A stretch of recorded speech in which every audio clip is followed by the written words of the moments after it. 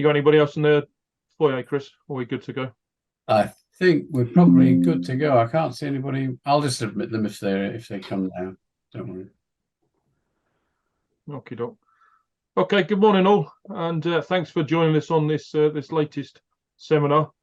Our thanks to Steve Jones, who's going to give us a presentation this morning on the maritime security.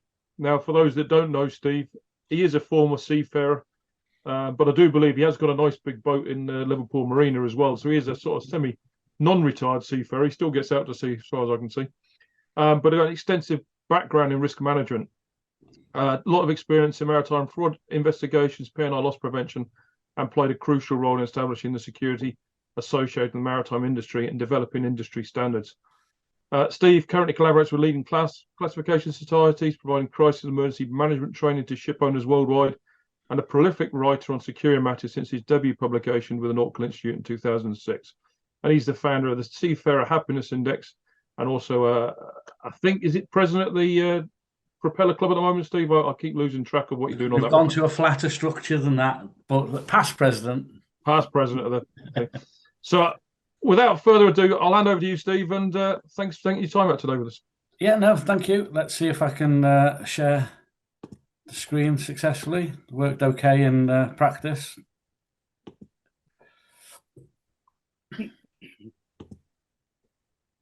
If you just let me know if that's appearing all right. Mm-hmm. Yep. Good stuff. So, yes, thank you very much, Adrian. Good to, well, I can't see you all, but good to be here. Thank you.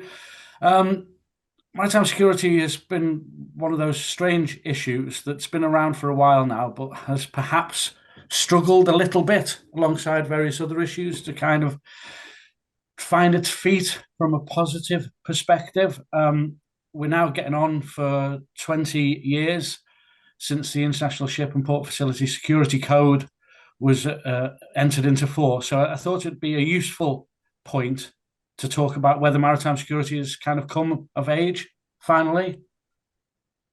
Not at all prompted by the fact that my latest book for the Nautical Institute on maritime security is shortly to hit the bookshelves and the online stores.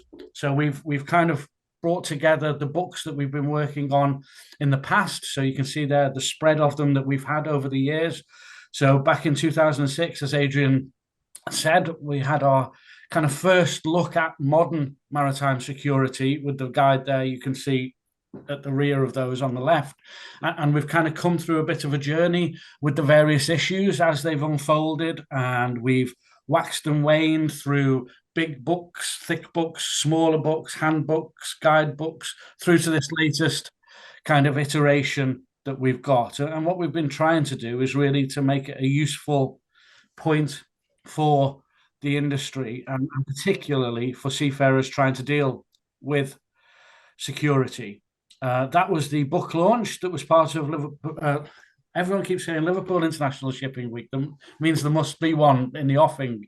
That was at London International Shipping Week last week, where we had a bit of a book launch, joint event with Propeller Club Liverpool and the Nautical Institute, and John Lloyd was on hand to shake hands and show the book, etc., to the audience. So I've basically been working with the Nautical Institute on maritime security for 21 years now, from the very kind of earliest phases and stages as it kind of the impact of the 9/11 attacks in the US prompted a change in emphasis and attitude towards security. And what we've done is, as I said, we're trying to bring all the facets of security together in this latest kind of practical handbook, so that we can really illuminate what the problems are, but also have them laid out so that seafarers can better understand them, be aware of them, think about what they need to do to respond to them, but also in some way to bridge the divide between ship and shore, so that we're all working from the same kind of hymn sheet, if you like, to try and understand not only the challenges, but how we're going to fix them together. So that's really very much a focus of this new book. Inside the book, these are the areas that we've kind of trying to focus on to a greater or lesser extent.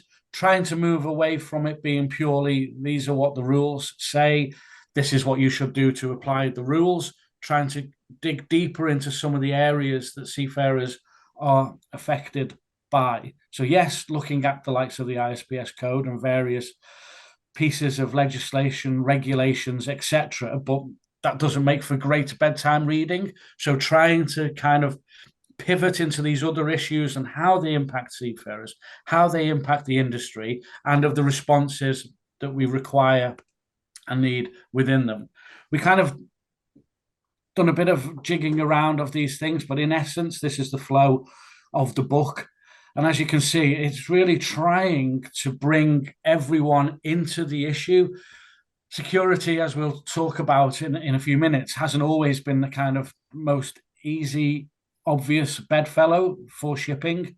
I think there was lots of kind of problems in rolling it out. Again, I'll talk about more of that in a minute, but I've always felt it really important to set the scene. If you set the scene well, then people have a chance to apply what they need because they understand it better. They understand where these things have come from. They understand the demands on them, what is expected, but equally, they understand the responses and the mechanisms that they will be triggering as well. So that's really the kind of flow of the book and what we've got in it. As I say, a little bit of jiggling around with some of those issues. We've brought the issue of cybersecurity and technology much more to the fore in it, as you'd perhaps expect. And hopefully it gives a wider view of security to seafarers. Because I think what we've seen as we try to understand whether security has finally come of age has been the various aspects of security are now more obvious and better understood. And these are really what I would term the kind of key pillars within maritime security that have perhaps not always been obvious and not always interacted terribly well. And I think 20 odd years in, what we're understanding is where we sit as seafarers, as the shipping kind of part of this dynamic, and that's really, and that maritime security operations, what are we doing operationally to protect ships, to understand what we need to do to make sure that we're doing our part of this diagram that fits together. The other aspects were always a little bit kind of difficult to understand, not perhaps as obvious. Maybe the technology wasn't advanced. And again, I think that we're finally seeing a point where ISPS has delivered perhaps on technological promises that weren't there originally envisaged and where we started. So we've got now this issue of maritime domain awareness. You know, I think for us as seafarers, we've always been quite surprised that the world society didn't really honestly reflect the fact that 70% of the planet is sea. And, you know, what are people doing out on the water? What are they doing in exploiting the ocean in all of these aspects? And suddenly it's become far more to the fore. Nations are wanting to have much more of a view of what's going on. That then brings us into the issue of governance. Well, how do they do it? What are the mechanisms? You know, a lot of focus on the International Maritime Organization, but actually it goes far, far beyond that as well, into the United Nations system, into the United Nations Convention of the Law of the Sea, how these things all fit together. You know, it's only one very small piece of the jigsaw that we actually have to worry about in protecting ships. So I won't get too bogged down on that. But in essence, what this kind of 20-odd year journey is about is hopefully moving forward. It hasn't always felt as if that was the way. The focus on security, what it delivered was shipping really into a spotlight, both literally and figuratively, that all of a sudden the things that we were doing and the way it was being done became really the focus of people and places that hadn't really ever been considering it before. Adrian touched on the fact that I'd spent time as a marine fraud investigator, and of course what you see in that is these darker kind of areas of the industry that really, it is difficult when you pick the rock up and you see them blinking, running for cover. And this is really what ultimately maritime security has been about. So what we're now seeing is this, the fact that innovation and development and positive change has come. We are now seeing an industry that has emerged slightly more willingly from the opaque past into a kind of brighter, more known, accepted, and respected approach. The starting point wasn't easy, as I say, and it really one of the kind of failings, I guess, of its own public relations for maritime security was the fact that it was very admin driven and was never really likely to protect seafarers realistically from the threats that they themselves thought that they were under. So really, the kind of pivotal aspects we saw was this kind of stop people, check their ID, act if you need to act, and record it. That was really as far as it went. It was so much more about just an admin exercise and actually an imposition on seafarers, particularly those who ended up being shipboard security officer in the main chief officers, that actually just found themselves with a load more work piled upon them. And then that translated through ever kind of reducing crew numbers into the fact that, well, you've got to stand at the gangway and have these things in place and these checks, etc. So it really wasn't an overly kind of reassuring launch for it. It just became a problem. But I think if we can understand the pressures of safeguarding seafarers, of the environment, and ultimately what has transpired as this kind of digitalization of shipping has emerged, then we can perhaps start to see it in a little bit of a better light, because it wasn't easy. It was universally unwelcomed. You kind of would go into shipping companies talking about ISPS Code, and you kind of felt about as welcome as a juggler at a funeral, and as much use as well, because they didn't want you there. They didn't want what this was. They didn't get it. They didn't feel that it was going to address the actual issues that the good ones had, or the bad ones felt it was going to address issues that they didn't want.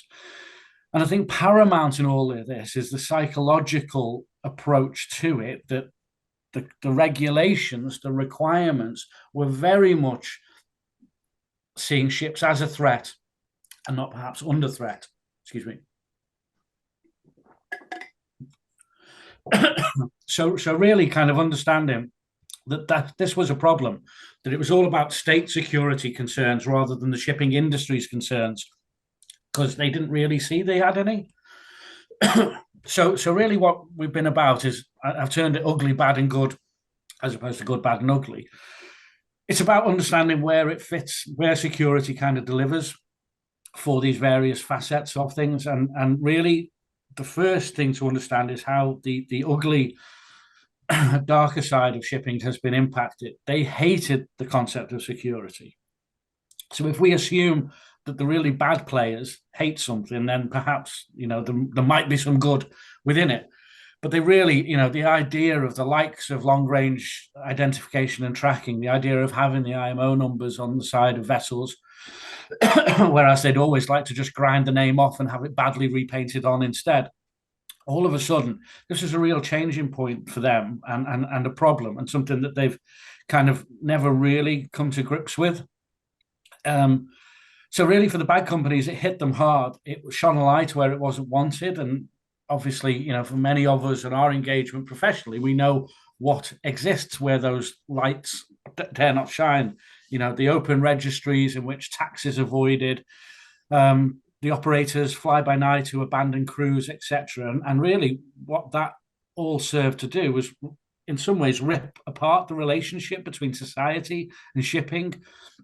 I've always kind of felt over the last, probably longer than 20 years, but we are sadly missing those cultural links between shipping and society. And I think in some ways, the kind of the ugly side of it is what's kind of helped widen that divide between shipping and the rest of the world. So really, the ugly side detested the idea of security and were quite vocal in that. And I think, one of the most depressing things is if you go to the IMO, excuse me, and you attend the meetings, and you do hear voices from open registries that are quite vocal and quite loud and quite vociferous on issues. And that they're not actually speaking for the good of either the industry in its wider sense or society as well. So it's a bit depressing, but hopefully security has been a way of addressing some of these concerns, but it hasn't always done it terribly well, because I think there's always been a sense that perhaps the biggest problems that we ourselves, from an operational perspective, have, is the likes of piracy, stowaways, drug smuggling. It hasn't always translated positively into that fix that was needed. And I think I was heavily involved in the response to Somali-based piracy, even to the extent of having to try and develop standards for armed guards on ships. Not that I ever thought initially that weapons and commercial shipping went well together. They hadn't. And it was all about trying to find a mechanism that would allow them, because the rules and regulations were absolutely found wanting in the face of Somali piracy. So all we had is, an imposition on ships, all these new rules, requirements, regulations, record keeping, etc., but seafarers who were no more protected than they were when the ISPS Code book was first launched. So there has been these problems without any shadow of a doubt. I think we've ultimately got a little bit better at dealing with them, but the ugly side of the industry does still exist, and we'll talk about that in a bit. The bad things haven't always been readily positively impacted. Dealing with criminals through rules and regulations isn't always the best approach, but there has been some good as well. And that's really where I want to focus on the positives that we've had within rolling out these new rules and regulations. Because before ISPS, then it was very much an opaque industry, hidden behind the corporate veil, very effectively closed down to really the wider view of the world. There had been moves to make it better with the likes of port state control, etc. But in essence, the lack of data, the lack of sharing, the lack of transparency really meant that shipping, and often we talk about the fact that shipping is 10, perhaps 20 years behind the rest of the world in technology. Not anymore. And that's because we've been able to implement changes. We've moved from a very manual, analog, paper document kind of driven industry through to a digital age. And that, unbeknown, I think, to many, was really prefaced by the fact that the ISPS Code did unwittingly open us all up to ways that perhaps wasn't first considered 20 odd years ago when we were discussing these things.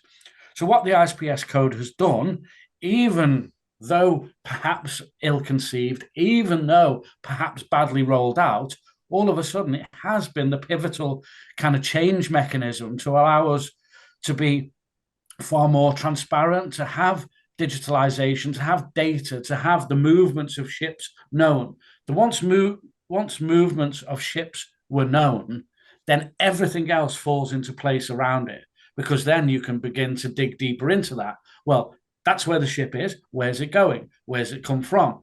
Who's on board? What are the fuels being burnt on board, etc., etc. So all of a sudden, what that ability through the regulation, through the technology of AIS and through the long-range tracking, identification, etc., has all of a sudden been the foundation on which we've been able to move forward.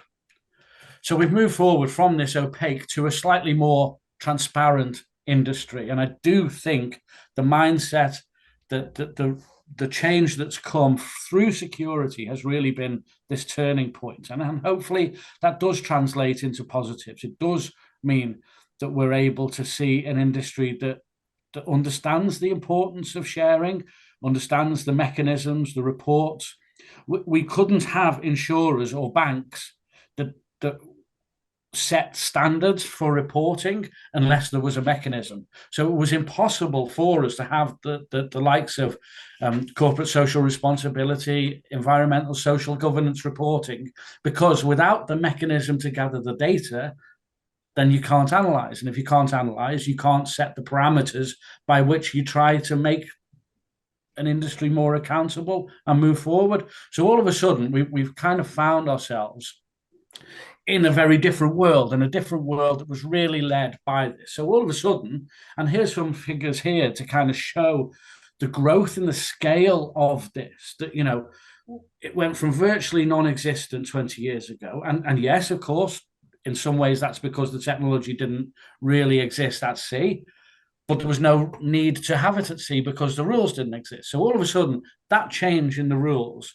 allowed ships to be connected to the rest of society in a way they hadn't been for a long time. So all of a sudden, we've gone from virtually non-existent, and then there was a big rush to kind of 450 million a year for data analytics. Wow, that's, big figures.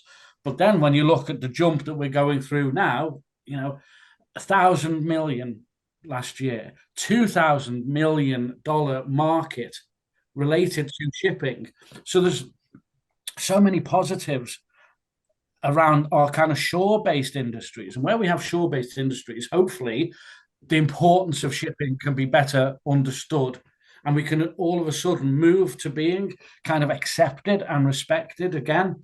One of the focal points of all of this, I think, and if we remember that, the Venn diagram with those issues of maritime domain awareness and governance, etc. The fact that shipping was so misunderstood, was so invisible, was difficult to penetrate, was unknown, misunderstood, meant that it was very difficult to know how we could plug into the rest of the world. I think the unspoken fears of globalization played into that a little bit as well, that shipping was very much the kind of, the foot soldier of globalization.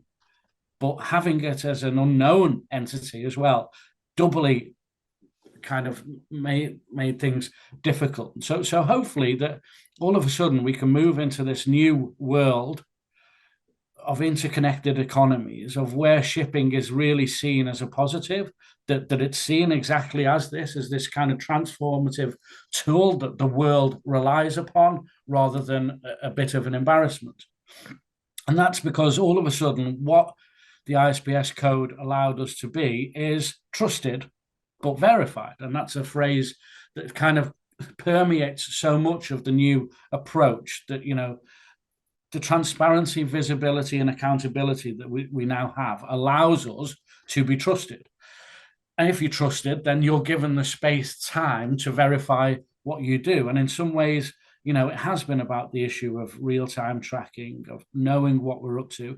And I think the emphasis now, as we look at the environmental footprint and inputs, and of how ports are going to have to rethink the way that they manage their interactions, both out to sea, but also back into their hinterland and into their wider footprint in nations, then all of a sudden it becomes so much more important that shipping can be meshed into the gears of the rest of the world. But that's not to say that things are perfect, and I don't for one single second pretend that ISPS Code, that a set of regulations, that a checklist on a ship has fixed the problems that have dogged shipping for centuries, perhaps even millennia. Piracy is still an issue. Thankfully, less of an issue than it was a while ago. We really, as an industry, rallied together very well to quash Somali piracy. It probably took longer than it should, but the kind of the approach of bringing the military in, having that oversight, having the right guarding kind of protocols, and being able to have armed guards on ships, all of a sudden we kind of circled the problem and made it ultimately not worth the bother for Somali pirates. So that was good. But in a wider sense, it still exists. These are some of the latest kind of figures. There are problems. There are hotspots that constantly bubble up, and they always will. It's kind of nature. Crime is unfortunately inherent. And if you have certain conditions, if you have vessels passing people or places where there's instability, where there's criminality, where there's a lack of money and people want to be criminals, then they will. And I think we have to always kind of be mindful of that piracy is very much a kind of symptom of a wider disease.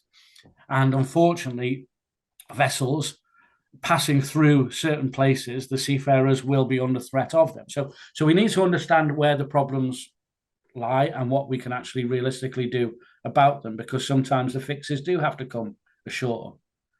Another problem area that we have and which hasn't gone away is stowaways. We have made some inroads into this. I think stowaway numbers have kind of decreased a little, but are holding fairly steady. And the determination of some stowaways, reflects why they do it. I don't know, some of you might have seen last week, I think it was, that there'd been stowaways on a rudder stock for kind of a couple of weeks that had made their way from West Africa. That there's a certain tenacity in doing that makes you kind of understand perhaps the desperation. And when you're dealing with desperate people, then you can't expect that necessarily to stop. So we are making some inroads into stowaways, but again, that is a problem that does persist and is held fairly stable. And there are huge costs associated with that for ship owners, and potential problems for the crew in dealing with them. I think one of the biggest, and you would perhaps at a point question whether it's a security concern or whether it's something else, whether it's its own standalone issue, but is this terrible problem of migrant rescue. And it certainly becomes a security issue for a vessel that perhaps takes on double, triple, quadruple, even more times the amount of crew on board the vessel. All of a sudden, the impact in many ways on board can be hugely found and a concern. Anyone who watches the news and anyone who has, whatever your political views, this is a problem that needs to be dealt with. It's something that, unfortunately for shipping, where they are going through certain areas, and the Mediterranean is a particular crunch point at the moment, ships can find themselves pulled into rescues, and that is a problem, because of course mariners are obliged to do this. We are seafarers, we are of the sea. Anyone at sea, then we rescue them. Then all of a sudden the problem starts, because you've done the rescue, but then whatever country decides that, well, they're not coming here and you're not going there, and all the rest of it, and these knock-on effects that can happen. So really the focus has to be on detailed planning of crew training, of understanding the impacts if a vessel is caught up in one of these migrant rescues. And of course, reviewing the legal and insurance situation that sits around that. But it's a problem that needs to be addressed and dealt with somehow. And unfortunately, seafarers and shipping often find themselves in the crosshairs of a problem that they cannot fix, which is a problem. Another kind of problem is terrorism. Terrorism was always seen as the kind of the bogeyman problem that really heralded ISPS Code. It never really, thankfully, translated that way. We didn't perhaps see the bombings of vessels, taking over of vessels, etc., that was kind of potentially mooted, thankfully. But what we do see is that these threats do still exist. There is talk, and concerns that sometimes you could get terrorists hidden amongst stowaways, etc., that might take over vessels, and it has been alleged that this has happened. The stories tend to go a bit quiet when you dig deeper into them, so no one's really fully certain what happens. But this is a threat, and terrorism in its wider kind of sense is a problem that needs to be considered, albeit all the responses need to be, dealt on the risk management approach. What is the likelihood? What is the impact of these things? But what we see as a bigger problem at the moment is perhaps that kind of the military problem, rogue states in some places, certainly around the Straits of Hormuz, etc., issues with Iran, stopping vessels, bringing them into their territorial waters and detaining them has been a problem, but it happens in other places as well. I think one of the big problems moving forward will be about rights of innocent passage.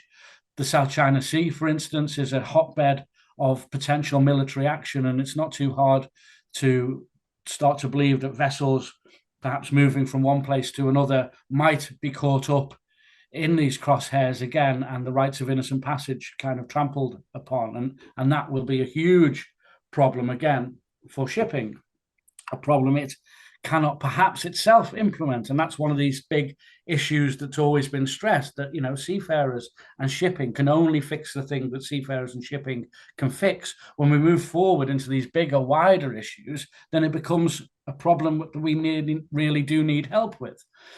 And perhaps cybersecurity is another one of these as well. It's a problem that perhaps we were slow to anticipate. We didn't necessarily understand the implications of connecting vessels in an ever greater way meant an ever greater threat. So these are problems that do need to be addressed. And there's a lot to talk about, the resilience of vessels, the way that we're training crews, etc. One of the problems I've always seen is that the language of cybersecurity, the language of the fixes that are needed, don't always necessarily translate well into a shipboard environment, into seafarers. There's lots of kind of complicated IT talk that isn't perhaps well known and understood, and means it's not easy for seafarers to apply the technical fixes that are needed. So we do tend to find there's a bit of confusion.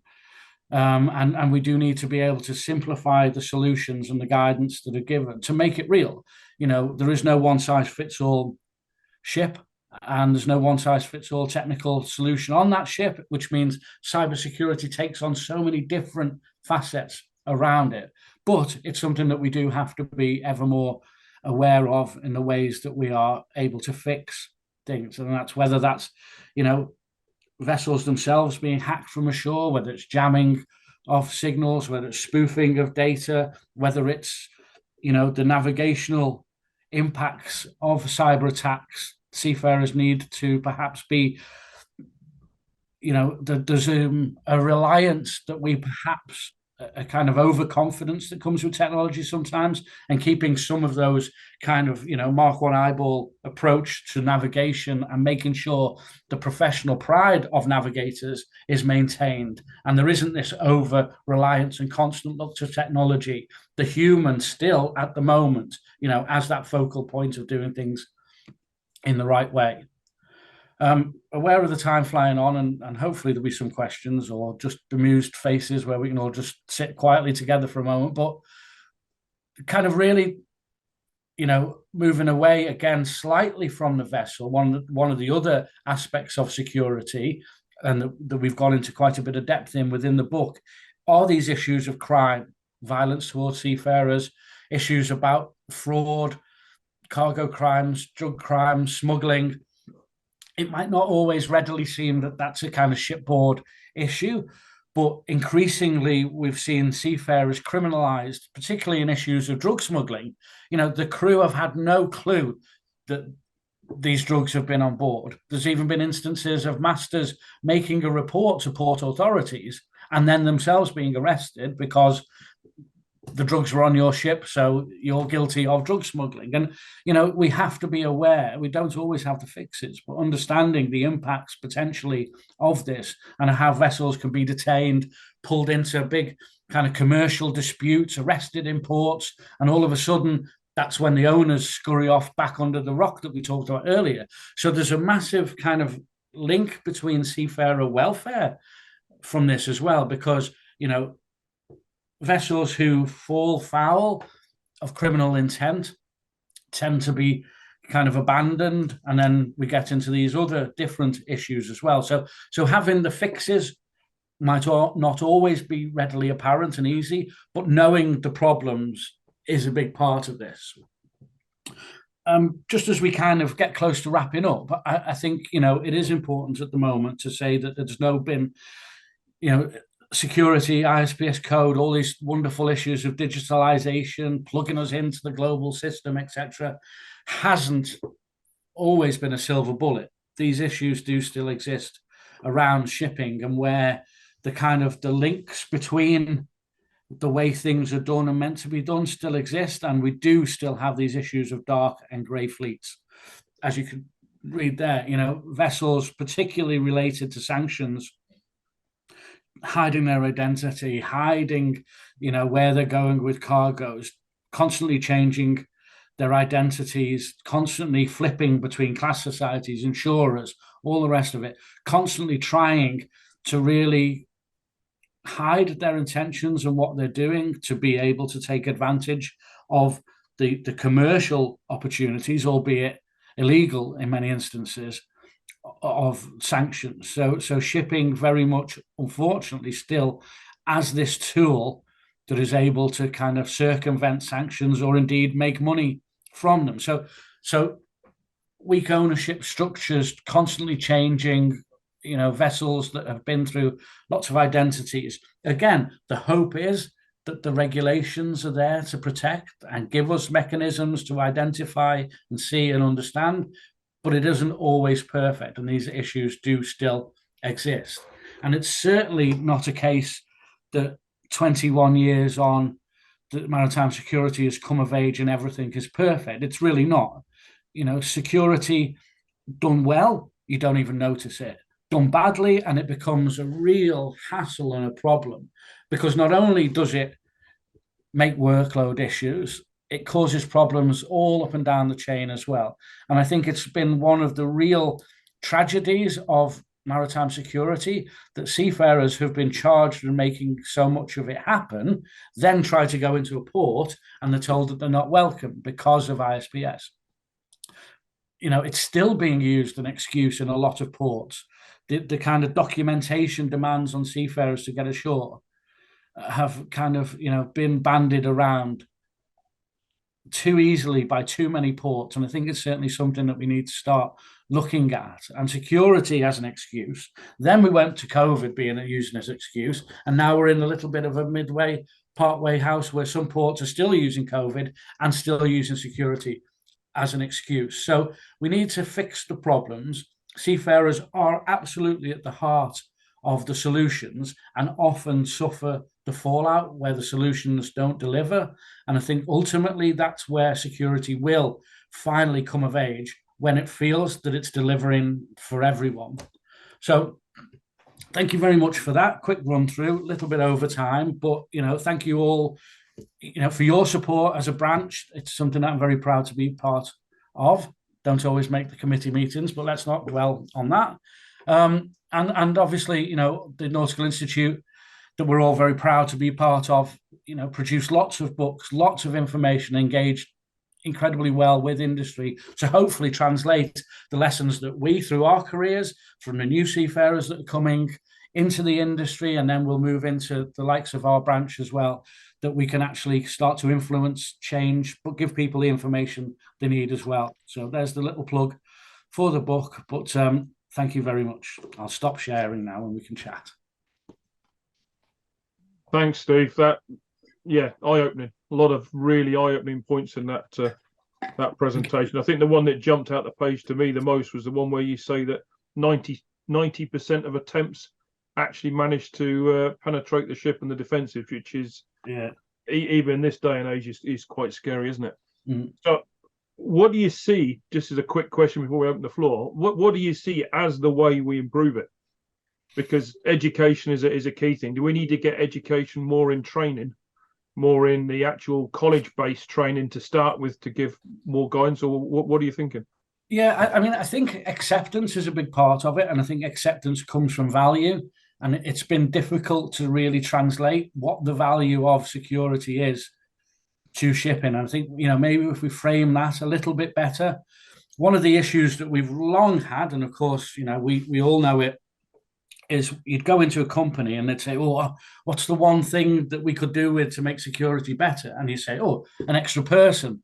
No, we don't like that. We want a piece of kit or something that we, so there is, the crewing level issue hugely impacts the degree of security. So, if everyone's run ragged and you're not got the time or space to think, then your security is lessened by that. So I think, unfortunately, a lot of the consistent problems that we see impacting safety, we see impacting everything, are manifesting security as well. Yeah, no, absolutely. I was going to say, we've got a case run at the moment, and you mentioned there about drugs, where a ship went into West Africa somewhere, and they found drugs in the middle of the cargo hold, in the middle of the cargo, and the master and the crew were all detained for drug smuggling. And we've been trying to explain how the hell did they know it was there in order to collect it. So it's been an interesting one. So with that, let's pass it and open it up. Anyone else got any questions that put to Steve? Chris? Fantastic presentation, Steve, and certainly some aspects there that I had not really considered in any great depth, and I'm grateful for that, for having it up.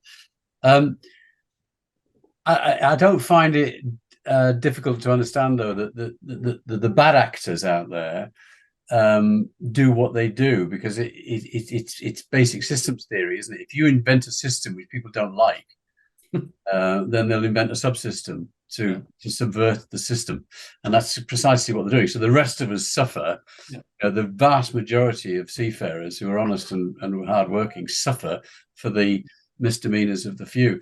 And that business about masters, I mean, they're trying to take the law from, or the carriage of goods from 200 years ago, when you had a 100-ton or 200-ton ship, when the master would be expected to know what was on board, to a ship where you got 20,000 containers, for goodness sake. It's like blaming the driver of a Eurotunnel train for a passenger that's carrying drugs. It's ridiculous. And so I do think we as a society have a duty to try and bring that to the attention of people who make the rules, and make them realise that things aren't as they should do.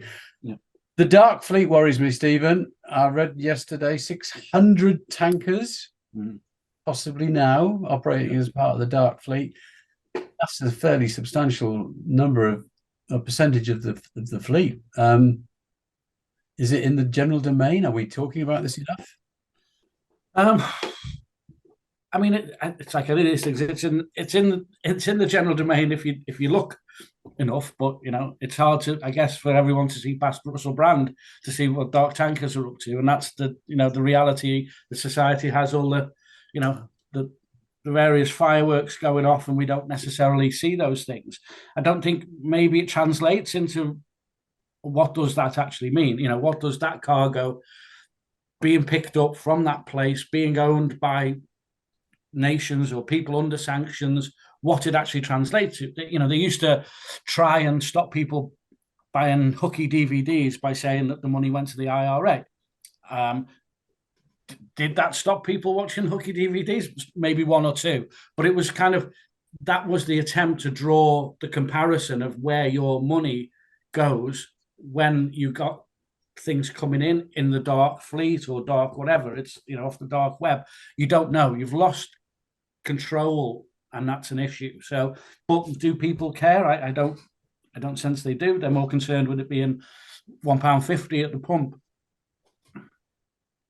Just following on from that, Steve, one of the issues that I think we're going to contend is, and it brings back to the point you made earlier on in your talk, is the ability for vessels to transit through nation states' waters and in dark fleet. So you've got a vessel which you can't find the ownership of. If that vessel has a pollution incident, grounding, or a collision, and it's going to get to a point where you're going to have this freedom to navigate compromised by territorial water saying, yeah, you can navigate as long as you're not part of certain fleets and things like that. And you can see there's going to be a tension between the two as vessels get caught up amongst that, because, as I say, we're aware of one ship, I think, anchored off Malaysia, where it was of the dark fleet. It had a problem, so that they all just disappeared, and ships just left there anchored, and it now becomes the nation state's problem what to do with this anchored vessel.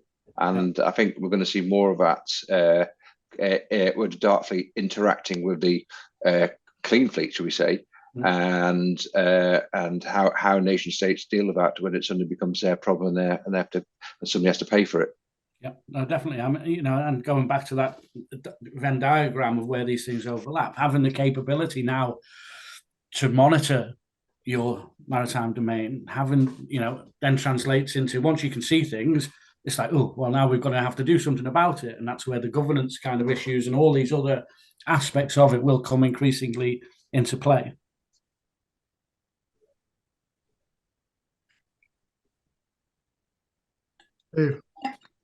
If I may. Excellent talk, as always. Thanks for that. Just a quick one to start. I think on your penultimate slide, there was who or what are Windward? Windward are, they specialise kind of notionally in insurance, but they provide kind of AI tools in insurance. They monitor issues such as kind of the makeup of fleets, etc. So a lot of insurers now will have Windward systems that are monitoring the various levels of risk, the different fleets they're covering, and their exposure within them, etc. Is it publicly accessible, or is it just? I think it's publicly accessible, but I doubt even on a bibby pension you'd be affording it. Oh, you know so little. He's a richer man. He can afford it. There you go. And another question, moving away from my pension status. The industry best practice, was that ICF or OCINF or one of those that produced that? Are their publications being updated following your booklet? I think the International Chamber of Shipping have recently brought a new maritime security book out only a couple of months ago, I think. But it's I think theirs is far more kind of procedural. Yeah. So we did have this discussion internally at the NI. You know, if they're putting their book out and theirs was going to come out first, is that it? And then we kind of had a look, and obviously there's a lot of value in that publication, but it was felt it actually strengthened the argument to have something that kind of slightly more translated what it all meant to people trying to apply it or understand it. So yeah, there is other information out there which is valuable and definitely has its place. But hopefully, as with all the Nautical Institute publications, that role in making it real and tangible and relevant is important. Yeah. I mean, the best practice is more hardware, isn't it? Yeah. I mean, best practice in security, is over the minute someone gets over the side type thing. So it's it's a very fleeting concept. Yeah. No, thanks again. Really cheers, good. man. See you soon. Cheers. Right. Any other questions? No. Chris, do you got anything else you want to add to the call? No, I just want to. You'll be thanking Stephen, no doubt, in a second, but I'd just like to add my thanks because, as I say, there were lots of points in there that I hadn't really thought about. I like the societal links.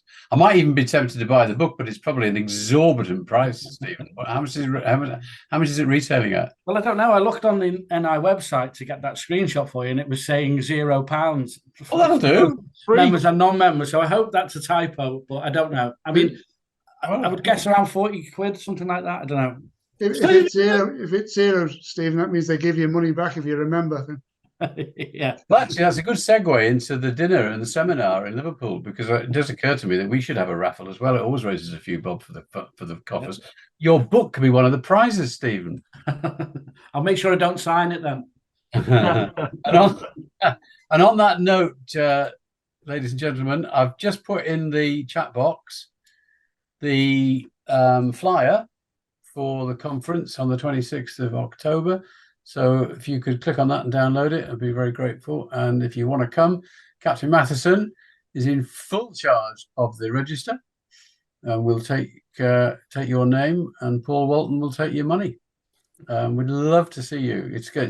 It's a good day. We have a really good time, and it's nice in the evening to swing a lamp or two and tell some stories. So do come along to Liverpool on the 26th of October if you can make it.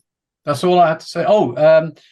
We're not having a webinar in October because of the seminar, and I'm trying to line up one of our committee members, Beth Wilkinson, who is second mate on the Sir David Attenborough, and she's at Fleetwood at the moment doing her mate's ticket. But I'm trying to line her up for a webinar in November. I said, have you got any pictures that can entertain us about your time in Antarctica? She says she's got about 2,000. So I hope we're not going to get them all, but I think that out of that lot there should be a few. And I want to know, I think it would be good for the branch to know what it's like for a middle-ranking officer, junior officer on these big ships. What do they do? I mean, I have no idea what happens down there. So as soon as we get a date fixed, I'll be coming out to the branch. Brilliant. Thanks, Chris. So on that note, I'd like to thank you again, Steve. Brilliant presentation, really enjoyable, and actually a major learning curve. And I think we'll be getting some of those books. We'll certainly get some in BB, and maybe we can get some buy some for the college as well. Give them a hand. So if we can show a round of applause for Steve, and I'll thank everybody for their time. Brilliant, Steve. Thank you, and safe Thank you. everybody, and we'll speak to you soon. Hopefully see you in October. Thanks, everyone. Cheers now. Bye, everybody. Cheers, guys. Bye. now. Lovely. Bye, Nice bye, to bye. see you.